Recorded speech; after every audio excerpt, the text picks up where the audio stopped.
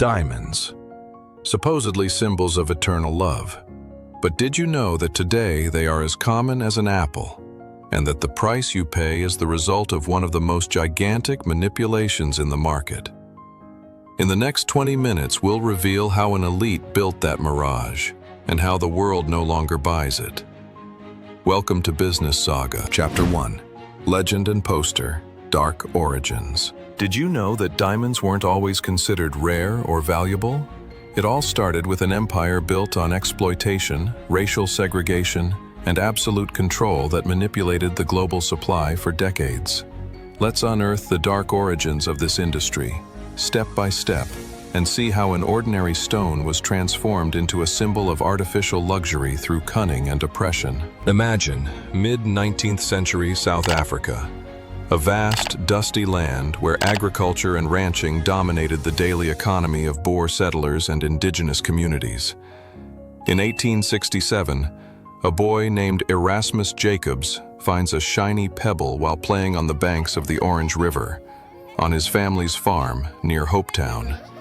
That pebble turns out to be a 21.25-carat diamond, known as the Eureka Diamond, and it sparks a diamond fever that attracts thousands of prospectors from Europe, America, and Asia, transforming the region into a hotbed of ambition and conflict. Soon, mines like the Kimberley Big Hole, a shaft dug by thousands of workers by hand, reaching 240 meters deep and producing millions of carats, flood the market with diamonds, sending prices plummeting from sudden oversupply. It was utter chaos. Independent miners competed fiercely with picks and shovels, forming rival clans that often ended in violence, and the value of the stones plummeted dramatically, threatening to turn diamonds into something as common as coal. Enter Cecil Rhodes, an ambitious and sickly young Briton who arrives in South Africa in 1871 with dreams of personal wealth and British imperial expansion. Rhodes, funded by London's powerful Rothschild family, begins buying rival mines one by one, consolidating control through aggressive mergers and monopolistic tactics. In 1888, he founded De Beers Consolidated Mines, named for the De Beer brothers who owned the original farm where Kimberley was discovered. By 1890, De Beers controlled 90% of the world's diamond production, a monopoly that was not based on the natural scarcity of gems, but on deliberate and calculated manipulation of the market. How exactly did they do it? Creating an artificial scarcity that became the pillar of their strategy. Rhodes and his successors temporarily closed mines when prices dropped, stored millions of carats in secret vaults in London, Johannesburg, and Antwerp, and limited sales through a single channel, a system where only authorized dealers could buy, forcing competitors to sell to them at low prices. Hard data illustrating this master manipulation. By 1900, De Beers was producing 95% of global diamonds, driving prices up 300% in just a decade, from around $10 per carat rough to $30 or more, generating fortunes that financed imperial expansions. But the real cost was not monetary, it was human and social. Rhodes imposed a system of brutal racial segregation, creating closed compounds, fortified camps surrounded by barbed wire where thousands of African laborers, recruited from local tribes such as the Xhosa and Zulu, lived as prisoners, separated from their families for months, forced to work 16 hours a day for paltry wages of a few shillings a month.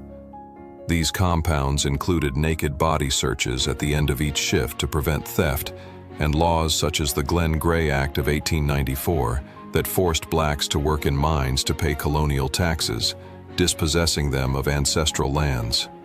This system not only exploited cheap labor, he sowed the seeds of apartheid, the racist regime that would dominate South Africa until 1994, with De Beers benefiting directly by funding the nationalist government through taxes and donations. Rhodes, who amassed a fortune equivalent to billions today, estimated at $500 million when he died in 1902, used his wealth to found Rhodesia, now Zimbabwe, and promote British imperialism, publicly declaring that diamonds are the means to civilize Africa, while thousands of miners died from landslides. Can you imagine digging in hellish conditions, with temperatures of 40 degrees Celsius underground, constant risk of landslides and not seeing the sun for weeks, just to enrich a distant cartel in Europe? Ask yourself, is the brilliance of a diamond worth the blood, sweat, and destroyed lives of generations? This cartel not only controlled the physical supply, it shaped global perceptions, setting the stage for the greatest emotional scam in history, where diamonds become synonymous with eternal love through ingenious advertising campaigns. Chapter 2. Marketing of Love, the Great Emotional Scam. Now that De Beers controlled supply and prices with an iron fist, how did they convince the world that diamonds were essential to everyday life and romantic relationships? With a master campaign that invented modern romantic love as we know it, transforming a cold stone into an indispensable emotional symbol. Get ready to discover the great illusion behind each engagement ring and proposal. It was 1938, in the midst of the economic recovery from the Great Depression that had devastated global markets, when diamond sales had plummeted by 50% because ordinary people saw these stones as unnecessary and expendable luxuries in times of austerity. De Beers, desperate to revive the market and stabilize her profits, hires the prestigious advertising agency NW Yesterday from New York with a bold and visionary brief to transform diamonds from mere decorative gems into indispensable emotional symbols that every man must buy to demonstrate his commitment.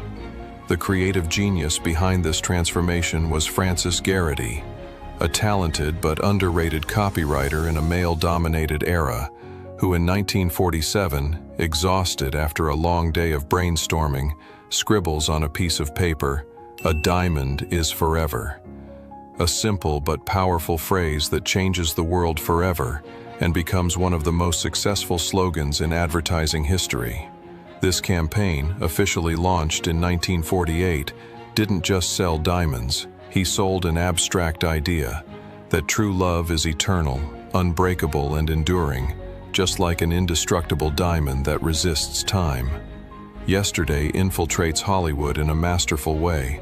They place diamonds in iconic films such as Gentlemen Prefer Blondes, 1953, where Marilyn Monroe immortalizes the song "Diamonds Are a Girl's Best Friend" with her glamorous performance.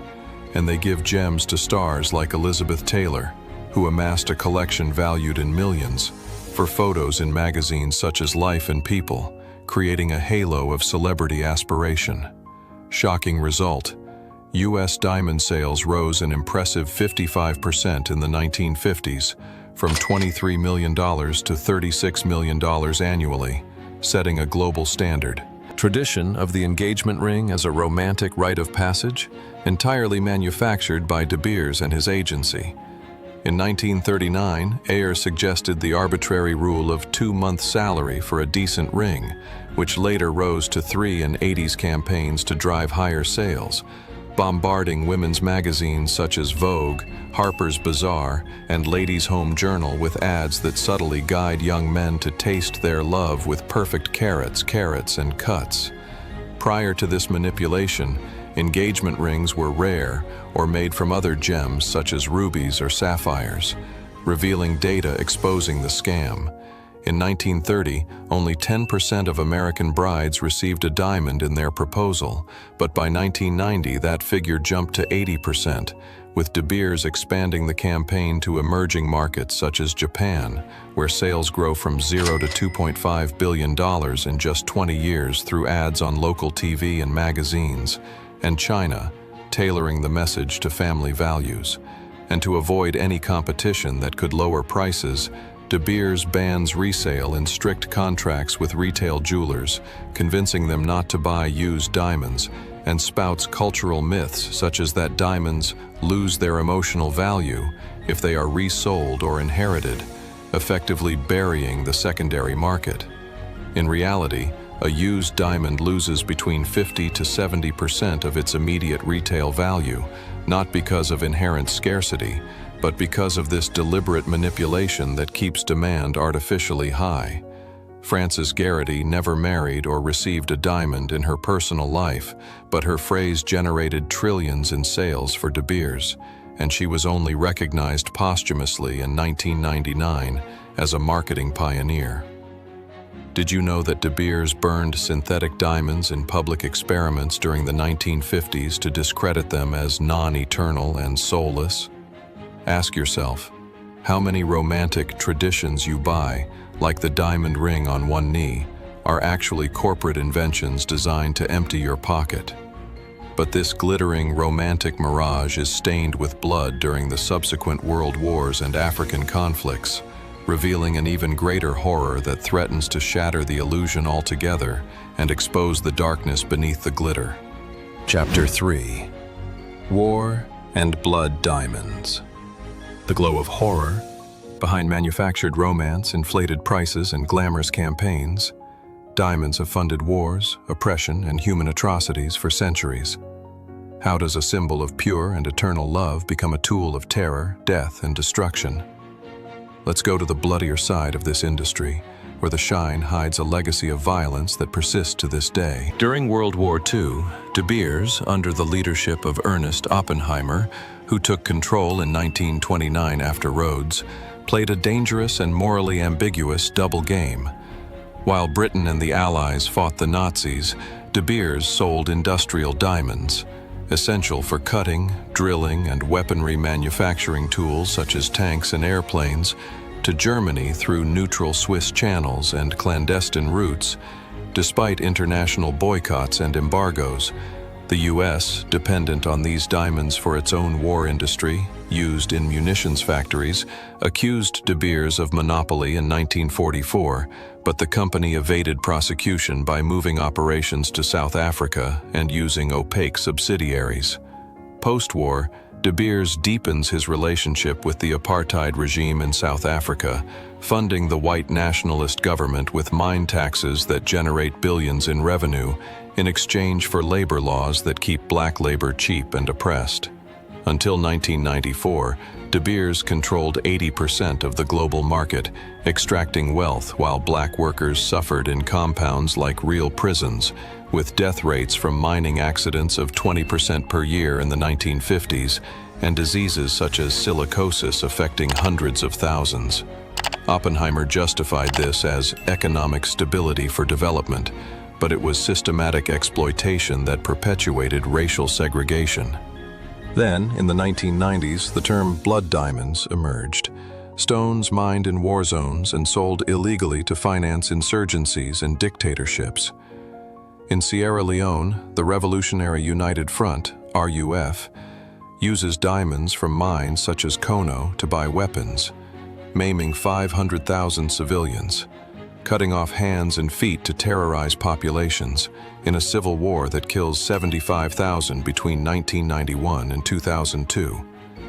Similar in Angola, where UNITA sells diamonds for $3.7 billion to prolong a conflict that leaves 500,000 dead, and in Liberia, where Charles Taylor finances his terrifying regime with diamonds, estimated at 4% of global trade in 2000 by the UN. International response. The Kimberley Process, KP, in 2003, a voluntary certification scheme endorsed by 85 countries and covering 99.8% of legal trade, requires diamonds to be shipped in sealed containers with conflict-free certificates of origin. But in 2025, cracks persist and widen. KP fights with Russia, accused of blood diamonds in Ukraine. G7 imposes bans in 2024, but Russia evades via India. And leaks in Central Africa allow 10 to 15% of illicit diamonds, with reports of abuse in mines in Zimbabwe, Marangi Fields, where soldiers kill artisanal miners, and the Democratic Republic of Congo, where children work in slave conditions for $1 a day. As recently as December 2024, KP lifted the 11-year-old embargo on the Central African Republic, but critics such as Global Witness warn of persistent risks of rebel financing. Chilling anecdote that brings horror to the personal. In Sierra Leone, RUF rebels cut off voters' hands to prevent them from voting in elections. an act financed directly by diamonds sold to unscrupulous European jewelers. Imagine an engagement ring that unknowingly paid for a machine gun used in massacres of innocents, that passed on to millions of unwitting buyers. Ask yourself, is your diamond really ethical, or only certified on paper with gaps? This ethical horror erodes De Beers' monopoly, opening doors to global competitors and synthetic alternatives that promise a luster without guilt or violence. Chapter 4. The End of Monopoly and the Emergence of New Forces. De Beers' unbreakable empire begins to creak under legal pressures, emerging competitors, and technological advances that democratize access. How does a cartel that dominated for a century lose control? Discover the gradual decline with legal battles and innovations that shake the industry. In the 1990s, De Beers' dominance faced its biggest legal challenge. The U.S. sued for antitrust violations under the Sherman Act, accusing the cartel of artificially fixing prices and restricting free trade. After decades of evading courts, De Beers did not operate directly in the U.S. using intermediaries. A 2004 settlement forced him to pay $10 million in fines and dissolve monopolistic practices such as the single channel, allowing jewelers to buy from alternative sources. Russia emerges as a rival power. Alrosa, a state-owned company, begins mass production in the icy mines of Yakutia in the 1990s, capturing 30% of the global market by 2010 with high-quality, low-cost diamonds. Canada enters the game with the Ekati mine in 1998, offering conflict-free and traceable ethical diamonds, and Australia with the Argyle mine in 1985, famous for its rare pink diamonds that fetch record prices at auctions. Key data showing erosion. De Beers falls from 90% in the 1980s to 30% in the 2010s, with global production rising from 100 million carats in 1990 to 150 million in 2019, diluting its grip and forcing more competitive prices. Synthetic diamonds burst onto the scene as the ultimate disruptor, threatening the heart of natural business. General Electric creates the first synthetics in 1954 for industrial uses such as drill bits and abrasives, but De Beers aggressively debunks them as fake and of no emotional value. In the 2000s, advanced methods such as chemical vapor deposition, CVD, where carbon is deposited in atomic layers, and high-pressure, high-temperature, HPHT, which replicates terrestrial conditions, produce natural identical gems, undetectable without specialized equipment such as spectrometers. In 2018, De Beers, in an ironic and defensive twist, launches Lightbox Jewelry, his own line of synthetics selling at $800 per carat versus $6,000 for natural equivalents to cannibalize Chinese and Indian rivals. But this accelerates its own decline, with lab-grown growing from 2% in 2018 to 20% in 2025. In 2005, Apollo Diamond, now part of Element 6 owned by De Beers, sues the cartel for sabotage, alleging that it flooded the market with cheap synthetics to lower prices and kill emerging competition. Why does a century-old cartel sell fake diamonds that undercut its core business? To keep one foot in the future, but ends up democratizing access and lowering prices for all. Ask yourself, does the end of monopoly mean fair, ethical, and accessible prices for consumers? In 2025, with global crises, trade, and synthetic tensions dominating, the traditional diamond no longer shines as it once did, facing an uncertain future. Chapter 5. 2025. The diamond is no longer eternal. Today, in August 2025, the diamond market is collapsing under the weight of affordable synthetics, punitive trading tariffs, and persistent ethical crises. Why are natural diamonds losing value at alarming rates while lab-grown diamonds conquer younger generations? That redefines luxury forever. The global diamond market reaches $102.10 billion in 2025, up from $97.57 billion in 2024, but with naturals at $68 billion and synthetics at $34.6 billion, showing a dramatic shift. Lab-grown, $29.73 billion in 2025, projected to $97.85 billion by 2034, with a CAGR of 14%, driven by advances in CVD that lower costs 85% since 2015. In volume, lab-grown captures 20% globally, with production up 6% in rough to 118 million carats in 2024. Natural prices, down 26% since 2022, with 1 carat round at $845 for lab-grown versus thousands for naturals, forcing massive discounts at jewelry stores. De Beers reports $189 million loss in H1 2025, revenues down 13% to $1.95 billion, production down 36% Q2 to 4.1 million carats, citing weak demand in China and the US. China produces 70% global synthetics, natural prices 7%, with exports up 25% despite tensions. US-India tensions. 50% tariffs paralyze Surat, 90% global size, threatening 175,000 layoffs and 44% drop in exports Q1 2025, with worker protests leaving cities empty. Botswana, income down 50%, health crisis due to shortage of medicines, 30% GDP of diamonds, affecting hospitals and HIV programs, with government declaring emergency in July 2025. Certification, GIA introduces premium standard for lab-grown in 2024. IGI expands with demand up 40%, certifying 5 million synthetic stones annually. Digital, platforms such as 77 Diamonds sell direct, with 70% millennials Gen Z preferring lab-grown for ethical reasons, 36 kilowatt-hours carat versus 80 kilowatt-hour natural, reducing carbon footprint by 90%. Celebrities, Taylor Swift with 1 million natural ring, but trend towards large lab-grown, 77% market in fine jewelry, with Emma Watson promoting ethics. Breakthrough.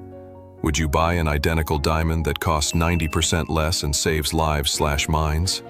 Ask yourself, eternal or obsolete in an ethical and sustainable world? From colonial exploitation to modern collapse driven by innovation, the Diamond Saga leaves us with hard lessons about manipulative marketing, imperative ethics, and rapidly evolving markets. Here are 5 key reflections, expanded with examples, to avoid falling into corporate mirages and navigate future luxury. Beware of what is eternalized by marketing. "A diamond is forever" was a slogan from 1947, not an ancestral truth. Be wary of traditions, such as the 3-month salary ring, manufactured for sales. It applies to fashions such as NFTs or superfoods. Ethics and sustainability dominate perceptions. Lab-grown wins over organic, 36 kilowatt carat versus 80 kilowatt natural, with 70% Gen Z rejecting blood diamonds. Brands like Patagonia thrive on transparency while fast fashion suffers boycotts. Global markets change fast. US-India tariffs and Botswana crisis show how policies affect supply chains. Similar to chips in Taiwan or oil in the Middle East, it diversifies to survive. Innovation and digitalization save old models. Direct platforms and CVD tech redefine accessible luxury. As Tesla disrupted cars, lab-grown forces De Beers to pivot or perish. Luxury is redefined, bigger, ethical, inclusive. Celebrities push trends toward synthetics, with Gen Z valuing experiences over possessions. This story reminds us, true value does not shine superficially. It is built with transparency and responsibility. If it blew you away, subscribe to Business Saga for more business insights. Thanks for joining.